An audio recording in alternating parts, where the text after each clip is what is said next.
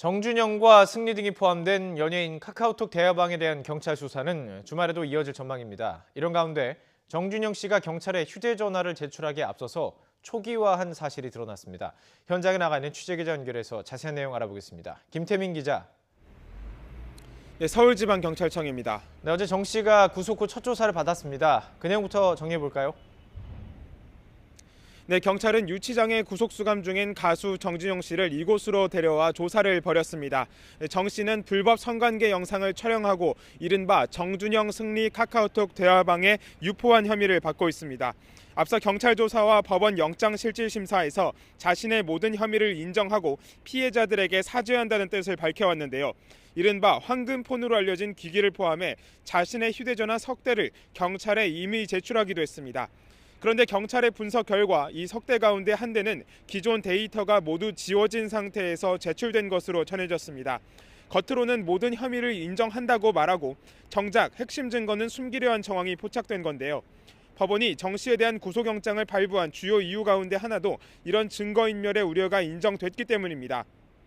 따라서 경찰은 정 씨를 상대로 추가 범행이 있는지 또 데이터가 지워진 휴대전화를 이용해 과거에 어떤 일을 벌였는지 추궁했습니다. 일단 오늘은 소환 계획이 없지만 정 씨의 구속 기한이 다음 주에 끝나기 때문에 앞으로도 강도 높은 조사를 이어갈 방침입니다. 자, 그렇다면 주말에는 주로 어떤 수사가 진행될까요?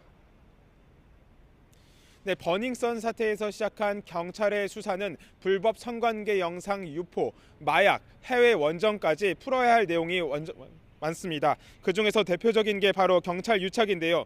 정준영 승리 카톡 대화방에서 이른바 경찰총장으로 언급된 윤모 청경이 이들과 지속적인 친분 관계를 유지하며 사건 처리에 도움을 줬다는 겁니다. 앞서 이 유착 의혹에 대해 경찰청장까지 나서 조직에 명운이 걸렸다고 밝힌 만큼 이 부분에 대한 경찰 수사도 속도감 있게 이어질 것으로 보입니다. 특히 윤 총경은 승리의 친구이자 동업자인 유모 씨와 지속적인 친분을 유지해온 것으로 파악되는데요. 유 씨의 부인 배우 박한별 씨와 함께 부부 동반으로 골프를 쳤다는 의혹도 제기된 상태입니다. 이에 따라 경찰은 윤 총경이 유 씨로부터 골프 비용 등을 접대받았는지, 즉 대가성 있는 군품이 오갔는지를 집중적으로 수사하고 있습니다. 따라서 이르면 오늘이나 내일쯤 함께 골프를 친 박한별 씨를 참고인 신분으로 조사할 가능성도 있습니다.